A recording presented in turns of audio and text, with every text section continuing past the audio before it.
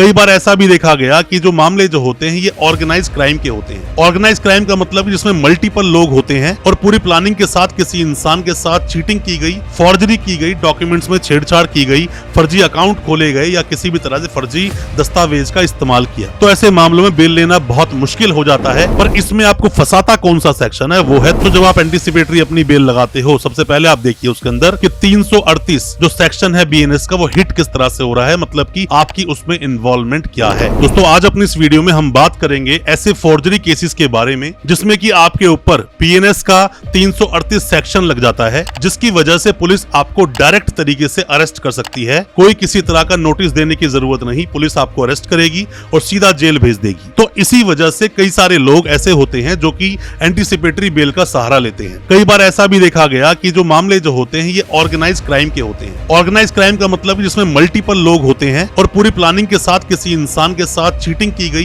Forgery की गई, documents में छेड़छाड़ की गई, फर्जी अकाउंट खोले गए या किसी भी तरह से फर्जी दस्तावेज का इस्तेमाल किया, तो ऐसे मामलों में बेल लेना बहुत मुश्किल हो जाता है और खास करके एंटीसिपेटरी बेल लेना तो और मुश्किल हो जाता है। इसीलिए हाई कोर्ट, सुप्रीम कोर्ट तक आपको जाना पड़ता है। कई बार ऐसा देखा गया कि नॉर्मली सेशंस कोर्ट में आपको एंटीसिपेटरी बेल नहीं मिलती है। जैसे ही आप एप्लीकेशन लगाते हो 482 बीएनएसएस के अंदर, जब आप एप्लीकेशन लगाते हो एंटीसिपेटरी बेल की, तो सेशंस कोर्ट आपकी बेल डिसमिस मार देता है। क्या है वो कारण जिसकी वजह से आपको एंटीसिपेटरी बेल नहीं मिलती चीटिंग और फॉर्जरी के मामलों में, और कैसे आप बेल लेंगे अगर आपके पास कोई फर्जी केस आप पर हो गया है, कोई बोगस केस हो गया है। ज्यादा कुछ जानने के लिए चीटिंग एंड फॉर्जरी जैसे केसेस में एंटीसिपेटरी बेल आप कैसे लेंगे, दोस्तों बने रहिए हमारे इस वीडियो के साथ। नमस्कार दोस्तों, फिर एक बार स्वागत करता हूं आप सभी का अपने इस यूट्यूब चैनल पर जिसका नाम है फाइट फॉर ट्रू। मेरा नाम है वीरेंद्र वर्मा। दोस्तों मैंने पहले बहुत सारी वीडियोस चीटिंग और फॉर्जरी पर बनाई है, डिटेल में वीडियोस बनाई है, बहुत सारी, सब कुछ आपको बताया है। उन वीडियोस को आप जरूर देखें, बहुत सारी हेल्प आपको मिलेगी और आप अपने केस से आसानी से निकल पाओगे। आप पर दोस्तों अगर कोई भी मुकदमा दर्ज हुआ है 318, 338, 336, 340 और 61 अगर उसके अंदर लगा हुआ है, इसके सबसेक्शन भी हो सकते हैं साथ में आपके। बीएनएस के सेक्शंस की मैं बात कर रहा हूँ। बीएनएस का सेक्शन मान लीजिए 318 का सबसेक्शन 4, 338 साथ में 336 का सबसेक्शन 3, 340 का सबसेक्शन 2 और 61 का सबसेक्शन 2। इसके तहत अगर एफआईआर दर्ज हुई है आप पर, तो ये सारे ही सेक्शन दोस्तों चीटिंग एंड फॉर्जरी के हैं। अगर 318 की बात करें, सिर्फ चीटिंग की बात करता है। चीटिंग मतलब जो पहले 420 हुआ करता था, ये वही सेक्शन है जिसके सेक्शन अब बदल गए हैं। पर इसमें आपको फंसाता कौन सा सेक्शन है वो है 338। 338 बीएनएस का जो सेक्शन है यही आपको फंसाएगा, क्योंकि इसके अंदर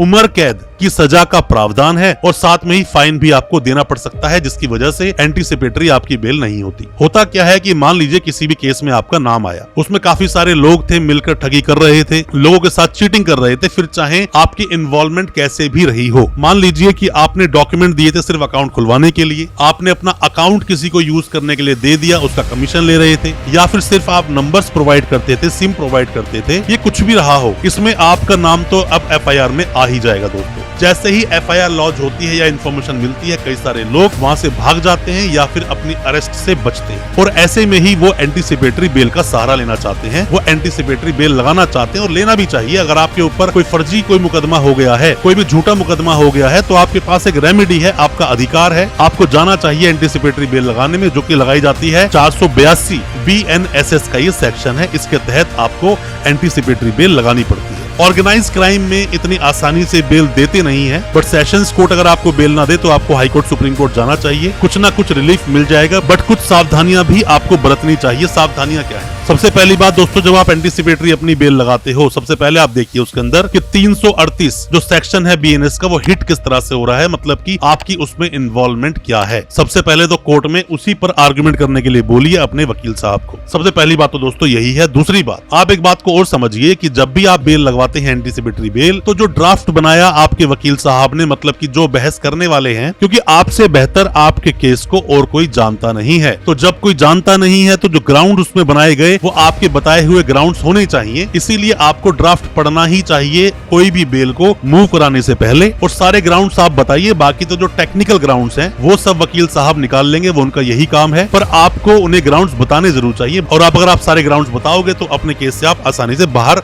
निकल जरूर सकते हो, बेल आपकी जरूर हो जाएगी। आप में से कोई भी नए वकील साहब है, कोई भी लॉ स्टूडेंट है, कोई भी कानूनी जानकारी अभी ले रहा है, या फिर आपका सगा संबंधी जानकार जेल में है, या आप पर कोई केस दर्ज हुआ है, आप कोई भी किसी भी तरह की ऑनलाइन ऑनलाइन कंसल्टेंसी चाहते हैं या फिर हमसे कोई मदद चाहते हैं, दिए गए नंबर पर व्हाट्सएप करेंगे तो आपको हम रिप्लाई जरूर करेंगे। अब दोस्तों होता क्या है कि जब भी किसी इंसान को इन मामलों में चीटिंग, फॉर्जरी जैसे केसेस में जब अरेस्ट करती है पुलिस, क्योंकि डायरेक्ट रूप से अरेस्ट कर सकती है, और आपको अरेस्ट नहीं किया क्योंकि आप फरार हो, यहाँ पे मतलब अपनी अरेस्टिंग को आप बचा रहे हो, तो ऐसे में अब पुलिस 90 डेज में चार्जशीट फाइल करेगी। उससे पहले हो सकता है कर दे, बट 90 डेज तक का टाइम है किसी भी पुलिस वाले के पास, क्योंकि जब लग जाता है 338 तो वहाँ 90 डेज का टाइम ऑटोमेटिकली मिल जाता है। सेशंस कोर्ट में बेल लगाओ, हाई कोर्ट लगाओ, सुप्रीम कोर्ट लगाओ, आपने बेल लगा दी, बेल नहीं हुई, कोई बात नहीं, आप यहाँ पर ग्राउंड्स बदलिए, ग्राउंड्स बदलेंगे तो दोबारा से बेल लगाई जा सकती है, उसी कोर्ट में आप दोबारा से जा सकते हैं। मल्टीपल बेल, बार बार बेल लगाई जा सकती है, ऐसी कोई दिक्कत नहीं है, सिर्फ आपके ग्राउंड्स बदलने चाहिए, ये आप बिल्कुल ध्यान रखें। पर कई बार ऐसा देखा गया है कि चीटिंग के मामलों में, चीटिंग फॉर्जरी का जब मामला बन जाता है तो ऐसे में कई बार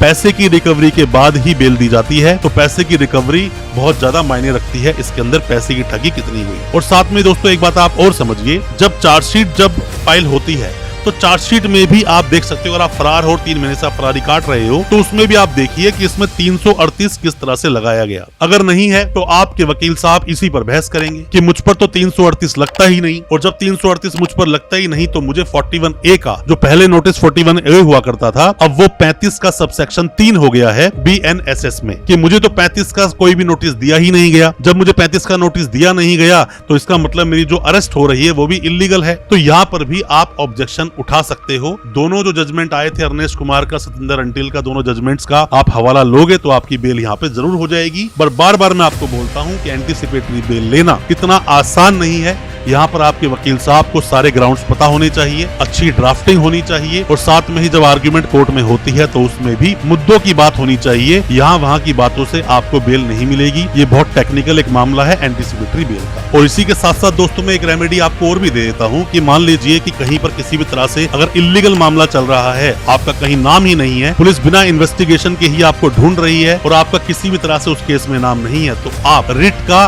सहारा भी ले सकते हो, मतलब कि रिट लगा सकते हो हाई कोर्ट में जाकर, सुप्रीम कोर्ट में जाकर, उससे आपको स्टे मिल जाएगा और आपकी अरेस्टिंग बच सकती है। इस पर हम एक अलग से वीडियो ले आएंगे। कोई भी आप में से जानकारी चाहता है कमेंट बॉक्स में बताना कि हम रिट पर एक वीडियो बनाएं, इससे भी आप निकल सकते हो बिना एंटीसिपेटरी बेल लगाए। दोस्तों उम्मीद करता हूँ आज का हमारा वीडियो आपको अच्छा लगा होगा। अच्छा लगा हो आज का हमारा वीडियो, हमारी वीडियो को ज्यादा से ज्यादा अपने दोस्तों, परिजन, परिवार तक शेयर करें ताकि वो भी अपने आप को कानूनी जानकार बना सके। चैनल को सब्सक्राइब करना बिल्कुल ना भूले, साथ में लगा बेल आइकन जरूर दबा दें ताकि इसी तरह की लीगल अवेयरनेस की वीडियोस आप तक पहुंच सके सबसे पहले। बहुत बहुत शुक्रिया दोस्तों, धन्यवाद हमारे इस वीडियो के साथ बने रहने के लिए।